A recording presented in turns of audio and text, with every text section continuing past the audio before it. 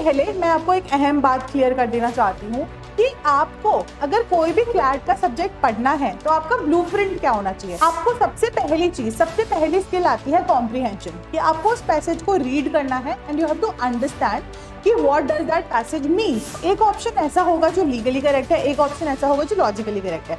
You have to choose that option जो कि legally correct है। तो शुरुआत कीजिए your basics of tort law से, contract law, constitutional law, criminal law, family law, tort law and your legal GK.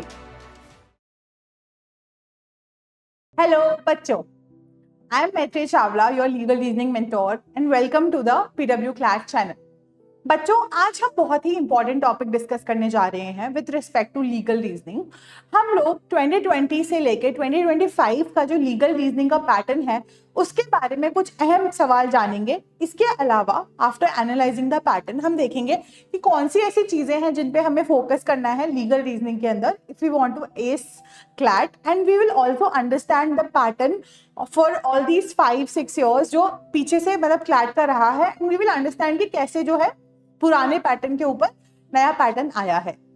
तो बच्चों, सबसे पहले मैं आपको एक अहम बात क्लियर कर देना चाहती हूँ कि आपको अगर कोई भी क्लैट का सब्जेक्ट पढ़ना है तो आपका ब्लूप्रिंट क्या होना चाहिए।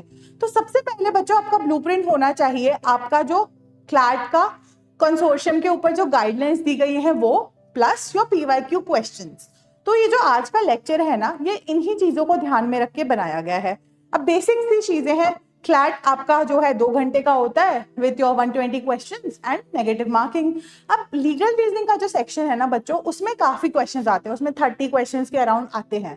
तो it becomes a very very strategic section जो आपको मार्क्स स्कोर करने में बहुत ही हेल्प करता है, because it is also easy if done properly, क्योंकि रटना नहीं है ना कुछ भी लीगल रीजनिंग के अंदर। तो सबसे पहले देखते हैं ब्लूप्रिंट कि क्लैट का ब्लूप्रिंट क्या कहता है with respect to your legal reasoning section. तो बच्चों, क्लैट का ब्लूप्रिंट ये कहता है कि questions will be asked from legal, moral and philosophical inquiries and no prior knowledge is needed.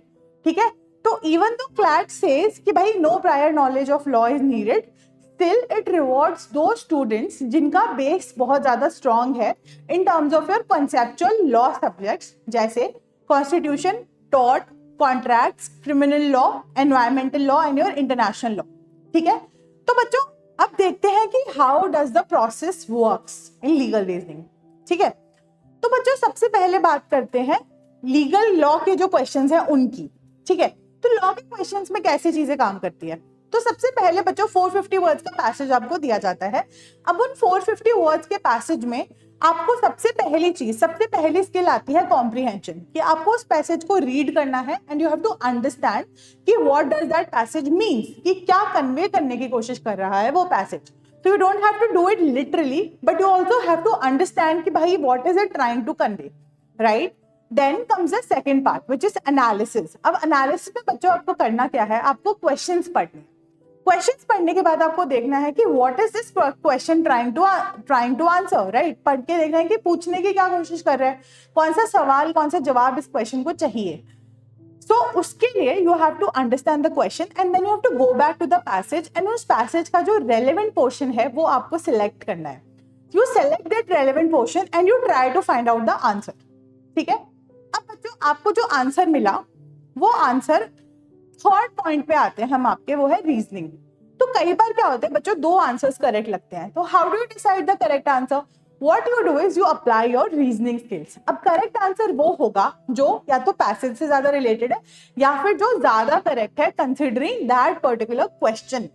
हो सकता है दोनों करेक्ट है, बट आपको देखना है कि ज्यादा करेक्ट कौन सा है as per the question and as per the passage and as per your legal reasoning, right. अब यहाँ पे बच्चों सबसे ज्यादा गलती जो मैंने बच्चों को करते देखा है वो अपने इमोशनल बायसेस लगाते हैं, राइट। ये चीज आपको बिल्कुल भी नहीं करनी है। Sometimes things can be logically correct, but it is not at all necessary कि वही चीजें लीगली भी करेक्ट हो।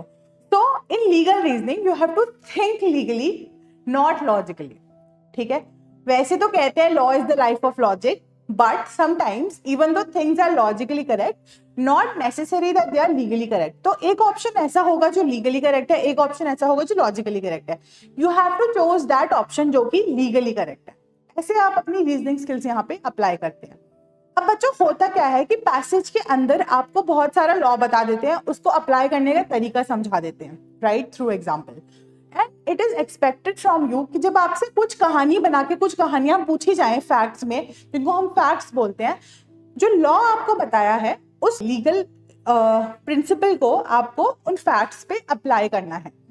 This is how the legal reasoning works. Three stages of it. पहला कॉम्प्रिहेंशन, दूसरा एनालिसिस एंड तीसरा इज रीजनिंग, राइट।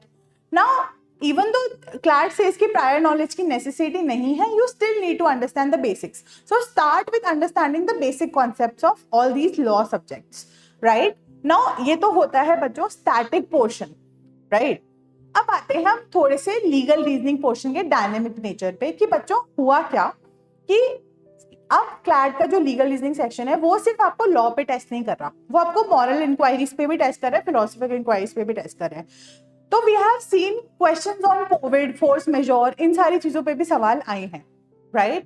एंड अब बच्चों होता क्या है कि बच्चों का बेसिक लीगल पोर्शन तो क्लियर हो जाता है, बट वो न्यूज़पेपर ज्यादा अच्छे से शायद लॉ के पोर्शन पे ध्यान नहीं देते, तो उनका डायनेमिक पोर्शन इनकरेक्ट रह जाता है।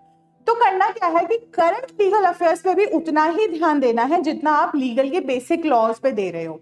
क्योंकि मान लो फॉर एग्जांपल अगर आर्बिट्रेशन से रिलेटेड कोई मैटर चल रहा है जो बहुत ज्यादा हाईलाइट हुआ है, इंटरनेशनल मैटर, या इंटरनेशनल लॉ से रिलेटेड कोई मैटर चल रहा है जो बहुत हाईलाइट हुआ है, या फैमिली लॉ से फॉर एग्जांपल वक्फ का बहुत ज्यादा अभी चल रहा है, right. So there are chances कि वक्फ पे क्वेश्चंस आ जाए, राइट। इसी तरह से आप क्वेश्चंस प्रिडिक्ट भी कर सकते हैं। तो जो अपनी करंट लीगल रीजनिंग की अंडरस्टैंडिंग है उसको बहुत बहुत स्ट्रॉन्ग आपको रखना है, right. So you have to understand कि वक्फ है तो वक्फ का बैकग्राउंड क्या था, क्या बैकग्राउंड लॉज हैं जो वक्फ से रिलेटेड है, या इंटरनेशनल लॉ का कोई मैटर है तो आपको समझना है कि इंटरनेशनल लॉ के बेसिक्स क्या होते हैं।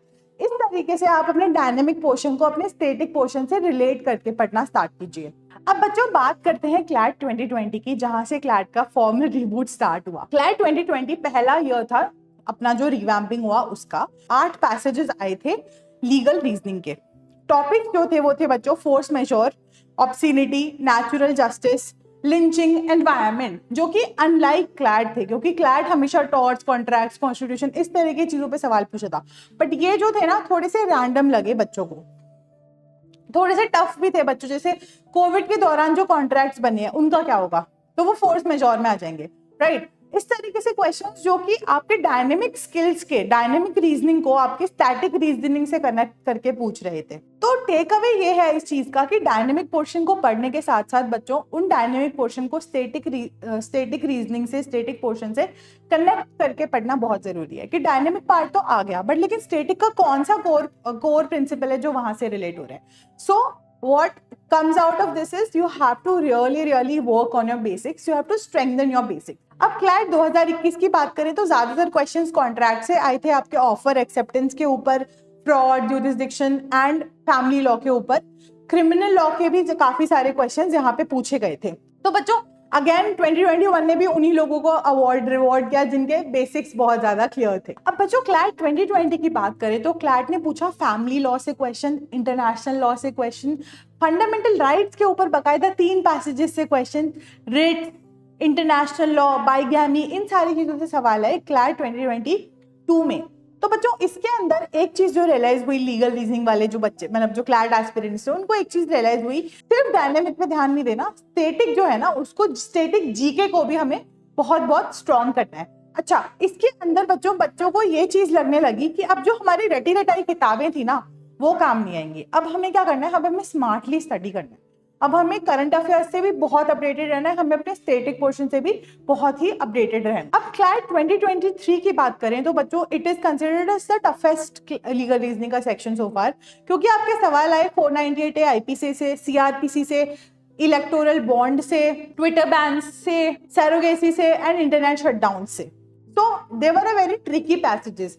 तो इसमें जरूरी था कि आपकी रीडिंग स्पीड भी बहुत अच्छी हो क्योंकि पैसेजेस बहुत लंबे लंबे आए और बहुत ट्रिकी आए। तो बच्चों यहाँ पे क्या हुआ कि लीगल रीजनिंग के साथ साथ आपकी इंग्लिश भी बहुत अच्छी होनी जरूरी है। आपकी रीडिंग स्किल्स, आपकी कॉम्प्रिहेंशन स्किल्स जो है आप इंग्लिश में डेवलप करते हो। तो it became like a combined game कि ना सिर्फ लॉ स्ट्रांग होना चाहिए बट पढ़ने की आदत, पढ़ने की हैबिट भी बहुत स्ट्रांग होनी चाहिए। अब बच्चों क्लैट 2024 की बात करें तो अगेन रिसेंट लीगल अफेयर्स पे बहुत फोकस रहा, your juvenile justice, data protection bill and your freedom of press. तो बच्चों इस चीज में हमें ये रियलाइज हुआ कि हमें अपडेटेड रहने की बहुत जरूरत है, जैसे मैं बहुत बार बोल भी चुकी हूँ कि अपडेटेड रहने की बहुत जरूरत है, but at the same time आपको ये देखना है कि जो करंट की डिबेट्स चल रही हैं, व्हाट आर दोज डिबेट्स। अब हमें सिर्फ रटने के लिए नहीं पढ़ना, we have to take an interest कि भाई अगर डेटा प्रोटेक्शन लॉज है तो what is the debate going on data protection laws. तो आपको जितने भी आर्टिकल्स हैं इस तरीके के टॉपिक्स पे, उन आर्टिकल्स के ऊपर अपनी मजबूती बनानी है, बिकॉज कई बार क्या होता है बच्चों डायरेक्टली आर्टिकल्स का ही एक्सर्प्ट लेके क्लैट के अंदर डाल देते हैं। अब बच्चों क्लैट 2025 में static GK enter your legal reasoning. तो बच्चों बहुत सारे क्वेश्चंस में क्लूज ही नहीं थे पैसेज में, तो बच्चों को काफी ज्यादा प्रॉब्लम्स आई।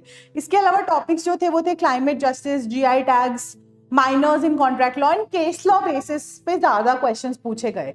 तो it is very very important to understand again basic concepts and dynamic nature वाले जो कॉन्सेप्ट्स हैं उनके ऊपर जो डिबेट्स चल रही हैं वो आपको अच्छे से पढ़नी है through your articles, through your news, through your newspapers, current affairs. ये सारी चीजों के ऊपर आपको अपना बेस बहुत ही स्ट्रॉन्ग बना के चलना है। तो बच्चों अब देखते हैं कि हमें पढ़ाई कैसे करनी है। ठीक है, ये सारी चीजें हमने पढ़ ली। तो सबसे पहले शुरुआत कीजिए लीगल के जो बेसिक है, स्टैटिक लीगल का जो पार्ट है उसको स्ट्रॉन्ग करने से, क्योंकि अगर वो स्ट्रॉन्ग है ना तो आप इजीली कनेक्शंस बना सकते हैं with your dynamic nature of concepts as well. तो शुरुआत कीजिए your basics of tort law से, contract law, constitutional law, criminal law, family law, tort law and your legal GK. अब ये कैसे पता चलेगा कि इनके अंदर कौन से टॉपिक्स पढ़ने हैं? तो बच्चों आप देखिए प्रीवियस ईयर क्वेश्चंस। हम लोग अपने क्लैट के चैनल के थ्रू भी इंडिविजुअल वीडियोस लाएंगे जब हम देखेंगे कि जिसके अंदर how do we analyse, how do we solve all these questions. And मैं क्लासरूम में भी बताती रहती हूँ इन चीज़ों के बारे में कि कैसे कौन से एरियाज पे आपको ज़्यादा फोकस करना है। तो अगेन देखने के लिए कि कौन से एरियाज पे ज़्यादा फोकस करना है, your blueprint should be CLAT के guideline plus previous year question. Previous year questions बच्चों एक आपको नेविगेशन प्रोवाइड करते हैं ये देखने के लिए कि कौन से टॉपिक्स पे ज्यादा फोकस रखना रहता है। अब कुछ फाइनल टिप्स लीगल रीजनिंग को एस करने की, considering the changing pattern of legal reasoning subject. तो सबसे पहले स्ट्रेंथन योर कोर बेसिक्स। पढ़ाई अच्छे से करनी है, क्लासरूम्स में क्लासेस अटेंड कीजिए, पढ़ाई कीजिए, नोट्स बनाइए और अच्छे से अपने स्ट्रेंथन कीजिए बेसिक्स को। सेकेंड, बेसिक्स करने के साथ साथ अब आते हैं क्वेश्चंस पे। कीजिए कि वो लर्निंग जो आपने करी है वो आपको आती भी है या नहीं। तो develop those skills, solve as much passages as you can. Now comes a third part, focus on your dynamic portion as well and try to relate it with your static part. Fourth point बच्चों ये रहता है कि बच्चे मॉक्स तो दे देते हैं but उनको एनालाइज नहीं करते। सो मेरी एडवाइस है कि आप लोग एक शीट मेंटेन कीजिए जिसमें जितने भी आपने मॉक्स दिए उनका डेटा बनाइए कि कौन से टॉपिक्स आपने अच्छे से नहीं किए थे, वीक एरियाज जो हैं आपके वो, एंड सी कि क्या सेकंड, थर्ड, फोर्थ मॉक्स तक आते थे वो वीक एरियाज इंप्रूव हो रहे हैं या अभी भी उन एरियाज में काम करने की जरूरत है। उस अकॉर्डिंग आपके पास एक बहुत अच्छा एल्गोरिदम हो जाएगा लीगल रीजनिंग को एस करने का। इसके अलावा बच्चों मेरी बस यही एडवाइस रहेगी कि क्लैट के PYQ से अपडेटेड रहिए, डेली पढ़िए, कोशिश कीजिए PYQs आप डेली पढ़े and solve as much questions as you can and do smart study instead of hard study. ठीक है, पढ़ाई स्मार्टली की जाए तो अच्छा रहता है एंड काम अच्छे से होता है। इसके अलावा अच्छे से फिट रहिए, खुश रहिए एंड ऑल द बेस्ट।